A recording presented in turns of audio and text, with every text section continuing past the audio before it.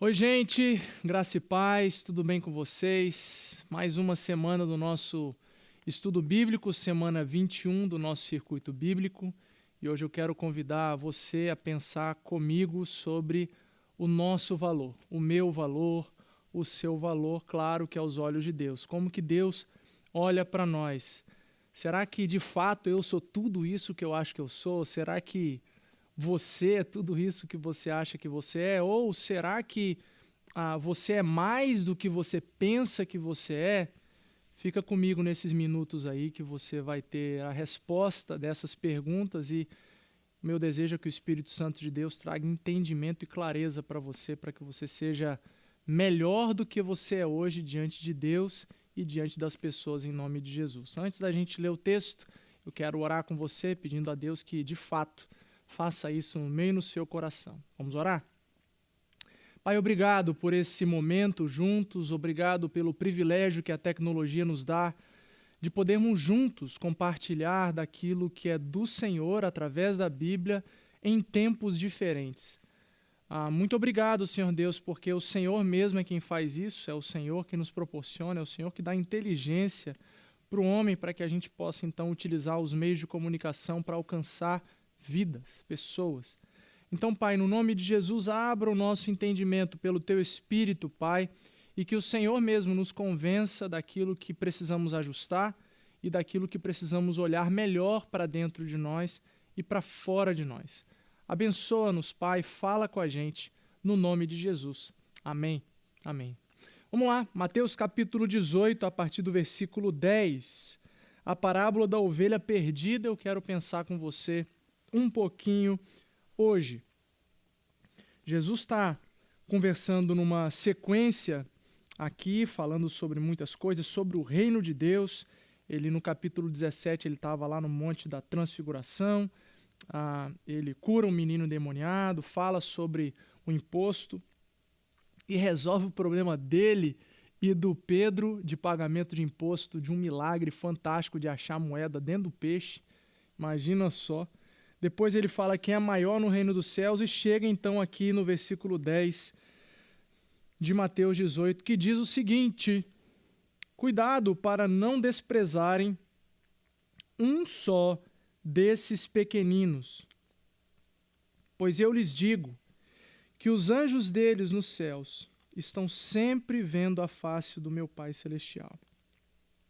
O Filho do Homem veio para salvar o que se havia perdido. O que acham vocês? Se alguém possui 100 ovelhas e uma delas se perde, não deixará as 99 nos montes, indo procurar a que se perde?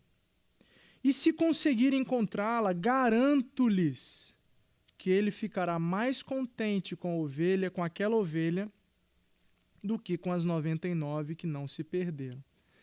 Da mesma forma, o Pai de vocês que está nos céus não quer que nenhum desses pequeninos se perca. Jesus ele está falando aqui, ele estava vindo conversando sobre quem é maior no reino de Deus, ele utiliza a ilustração de crianças, falando sobre o reino de Deus é como as crianças, ele é composto por pessoas como elas, que a gente tem que se fazer como elas, humilde como elas, que a gente compreenda o evangelho e a vida a partir de uma ótica como crianças, olha para Deus numa ótica como crianças olhando para o papai, que fala as coisas e a gente acredita, que a gente confia completamente. Então, ele está ilustrando a nossa vida, o nosso viver, o eu e você, como crianças. Então, ele fala que vocês devem ser como essas crianças. Por isso que ele chega aqui no versículo 10 e fala: cuidado para não desprezarem um só desses pequeninos, esses pequeninos que são cuidados por Deus, esses pequeninos que são valiosos para Deus. Você e eu, criados para a honra e para a glória do nome do nosso Deus. Você e eu. Cuidado para não desprezarem um só desses pequeninos. Eu quero, a partir do que eu li com vocês, conversar sobre dois aspectos do texto. Lembrando que a gente está perseguindo o tema meu valor. Qual é o meu valor? Qual é o valor que você tem? Qual é o valor que eu tenho? O primeiro aspecto que eu quero conversar com você e fazer a gente pensar um pouquinho. Como Deus enviou o seu Filho único, Jesus Cristo, por causa desses pequeninos, por causa destes, eu e você, e nós estávamos perdidos e fomos encontrados, o alerta do versículo 10 é para mim e para você também. Olha só, nós tínhamos uma condição antes, que éramos pessoas perdidas. Nós éramos desses aí, que achavam que podiam fazer o que queriam fazer, e aí abandonava os outros, o que era natural de ficar juntos como ovelhas, e aí resolvíamos viver a nossa própria vida e viver sozinho, isolado, como uma ovelha sem pastor. Nós, perdidos. Fomos encontrados, graças a Deus por isso. Houve festa, o Senhor se alegrou com a nossa volta, o Senhor ficou feliz que a gente ouviu a voz do pastor e voltou para o nosso lugar de destino, lugar que nunca deveríamos ter saído, que é o relacionamento com Deus e com as outras ovelhas, com as outras 99, certo? O versículo 10 fala, cuidado para não desprezarem um só desses pequeninos, pois eu lhes digo que os anjos deles nos céus estão sempre vendo a face do Pai celestial. O Filho do Homem veio para salvar o que se havia perdido. Não desprezar esses pequeninos é um alerta para mim e para você, como pessoas que já foram encontradas. Considerando que você é alguém que entregou seu coração para Jesus em algum momento da sua vida, ouviu a voz do pastor e voltou para onde você deveria permanecer sempre, que é ao lado do seu Deus. Se você e eu fomos encontrados e agora estamos desprezando, ouça bem, desprezando outros pequeninos do nosso Pai, que estão desgarrados, ovelhas perdidas, outros que estão longe do aprisco, longe da comunidade de ovelhas. Se você e eu estamos vivendo a vida como se estivéssemos juntos com todas as ovelhas, felizes da vida, pulando de alegria, felizes porque fomos encontrados, mas estamos desprezando aqueles outros que estão perdidos, que estão longe, que estão sofrendo sem Deus, que estão vivendo nas suas misérias, estão vivendo nas suas loucuras. Se nós estamos desprezando os pequeninos de Deus, eu quero dizer uma coisa para você. A conta vai chegar. A conta vai chegar. A conta chega, gente. Porque as pessoas valem tanto para Deus. Você e eu somos tão valiosos para Deus que o plano de resgate era enviar Jesus Cristo, foi enviar Jesus Cristo para morrer por amor. E Jesus morreu por nada além de amar a gente. Porque a gente não pode fazer nada para compensar o que aconteceu. A gente não pode fazer nada para evitar ou minimizar o tamanho do sofrimento que ele carregou. O amor dele por mim e por você é tão grandioso que Deus ele desenhou um plano que ele é tão grande, ele é tão perfeito, tão magnífico, que ocupa simplesmente, pura e simplesmente, toda a história da humanidade. Que tem, por início, Adão e Eva, tem por meio a vinda de Jesus Cristo e tem por fim a glorificação, o tempo onde nós estaremos no céu com Ele. Tamanho é o amor de Deus por mim e por você. Deus nos ama tanto que Jesus ele veio à Terra para viver as experiências que você e eu vivemos e experimentamos. A dor, a falta, o sentimento de ansiedade tantas vezes, não de ansiedade, mas de tristeza, como ele sentiu lá no Getsemane, porque a ansiedade é pecado, então, de tristeza, sofrimento, angústia. Jesus, ele viveu tudo o que a gente pode experimentar. Ele teve fome, ele teve sede, ele foi tentado, ele foi traído, ele foi machucado, ele foi julgado injustamente, ele experimentou tudo isso. O amor de Deus é tão grande que fez com que Jesus fosse enviado para viver tudo o que ele viveu, para que você e eu pudéssemos ter, então, a escolha de ouvir a voz do pastor de longe e sermos resgatados por ele. Então, se o amor de Deus é muito grande, ele deixa para estes que carregam a mensagem, que são os embaixadores de Cristo, é assim que nós somos chamados, os discípulos de Jesus, que estão aprendendo diariamente a ser discípulos, ele deixa esse propósito, essa missão de buscar os pequeninos dele para nós. Por que ele deixa essa missão para nós? Porque ele ama demais os seus pequeninos. Ele ama demais as suas ovelhas. Por isso que ele disse para mim e para você, vão pelo mundo. Ele não disse, vão fazer o que vocês querem. Ele fala, vão e preguem o evangelho. Se ele diz, vão e preguem o evangelho, e nós não estamos, tantos de nós, não estão indo e pregando o evangelho, nós estamos fazendo outra coisa que ele não mandou fazer. E essa outra coisa está ocupando o lugar principal que deveria ser o nosso propósito e a nossa missão. Se não estamos fazendo o que Jesus mandou em Deus, nós estamos desprezando os pequeninos de Deus. E essa conta vai chegar. Eu rodei para poder justificar essa frase. Essa conta vai chegar. Essa conta vai chegar. Porque você já sabe que a gente não leva nada para o céu a não ser as nossas boas obras.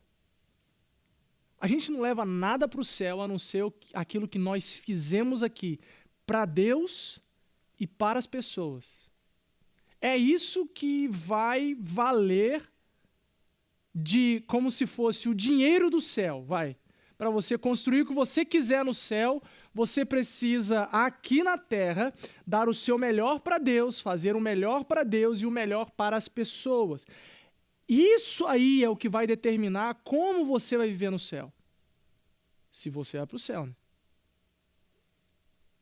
Então, de novo, essa conta vai chegar. Olha o que diz aqui. 2 Coríntios capítulo 5, segura aí o Mateus 18, que a gente vai terminar ele, o segundo aspecto, porque eu só estou falando de um. 2 Coríntios capítulo 5, versículo 10. Segura, aperta o cinto que lá vem bomba. Olha só, Paulo falando da nossa habitação celestial e tudo mais, falando do corpo, do conflito de Paulo e tal. E ele chega lá no versículo 10 e fala, pois todos nós devemos comparecer perante o tribunal de Cristo, para que cada um receba de acordo com as obras praticadas por meio do corpo, quer sejam boas, quer sejam más. Deixa eu falar de novo para você isso. Todos nós deveremos comparecer perante o tribunal de Cristo, para que cada um receba, cada um vai receber, de acordo com as obras praticadas no meio do corpo, quer sejam boas, quer sejam más. Essa conta vai chegar porque quando estivermos diante desse tribunal, vai ser questionado o seguinte: Sérgio, o que é que você fez com a vida que eu te dei? Eu valorizo muito você, Sérgio. E eu valorizo muito as pessoas que vivem ou viveram na terra com você. Porque eu valorizo muito você e você tem muito valor para mim, eu mandei Jesus, eu mesmo morri para que você pudesse ter vida. E depois que você alcançou vida, eu também amo todo mundo. Você sabe, assim como eu amo você, eu amo todo mundo. O que que você fez para mostrar desse meu amor para os outros? Aí vai ser a hora da gente bater um papo. Eu vou ter algumas coisas para falar.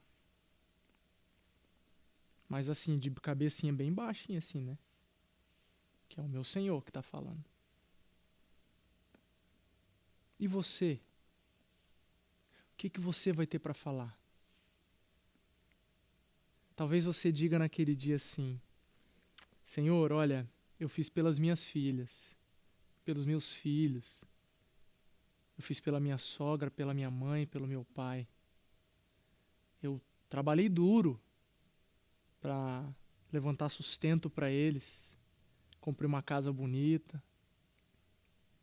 Eu comprava um carro maior sempre pensando na minha família. Eu trocava de carro todo ano, ou de 2 em 2 anos, sempre pensando neles, por causa do bem-estar deles. E Jesus vai falar assim para você: não entendi nada. O que isso provocou? O que isso desafiou suas filhas, sua sogra, seu pai, sua mãe, sua esposa, seu esposo, o que seja, para o reino de Deus? Talvez você se surpreenda com o fato de você ter desprezado os pequeninos do nosso Pai. Você quer saber quem são os pequeninos? Eu vou dar algumas dicas para você. Qualquer um que está perto de você, longe de você, muito longe, muito perto, é gente, é pequenino de Deus. É gente, precisa ouvir palavra de esperança. Nós temos a palavra de esperança. Se a gente se cala, o mundo está desesperado. Nós carregamos a mensagem de esperança para o mundo. E o mundo, as pessoas, elas têm muito valor para Deus. E porque elas têm muito valor para Deus, você e eu precisamos enxergar com os olhos de Deus a urgência, a importância da pregação de uma mensagem de boas novas. Isso precisa acontecer, a gente precisa acordar desse sono, onde a gente pensa que trabalhando aqui, ou fazendo as coisas daqui, ganhando dinheiro, tendo respostas para o nosso ego, a gente vai estar agradando a Deus. Não tem nada de Deus nisso. O que tem de Deus é a gente olhando para fora, especialmente para fora das 4 paredes, e reparar: tem gente perdida, eu preciso alcançar. Tem gente sofrendo, onde que eu toco? Por quem eu oro? Você vale muito para Deus. As pessoas valem muito para Deus. Você e eu temos um valor que não se expressa. É muito grande. E a palavra, o vocabulário diminui, inclusive, o tamanho do nosso valor. Então, reflete um pouquinho aí se você tem desprezado os pequeninos do nosso Pai. Basicamente, em um aspecto, se você tem desprezado, é porque você não tem pregado esperança e vida a partir do que você se alimenta de Deus na palavra. E você só vai viver, só vai emanar de você aquilo que você vive buscando, vive no seu dia a dia. Esse é um aspecto de Mateus 18 que eu queria abordar, e um outro, e aí eu encerro, é o seguinte: Jesus veio para achar você, onde quer que você esteja, e depois que te achar, festejar. Essa é a boa notícia do Evangelho. Pode parecer estranho eu ter abordado o primeiro aspecto e depois esse, mas não é verdade, não é estranho. Mesmo que você seja alguém que viva no aprisco com as outras ovelhas, na verdade você pode achar que você está vivendo, mas você está perdido. Como é que você sabe disso? Os sintomas. Qual o sintoma? Não viver aquilo que você prega, ou não viver aquilo que você acha que você sempre aprendeu. Então você pode achar que você foi encontrado, mas talvez não. Então, não importa o lugar que você esteja agora, não precisa fazer esse tipo de reflexão agora. Agora não, talvez em outro momento.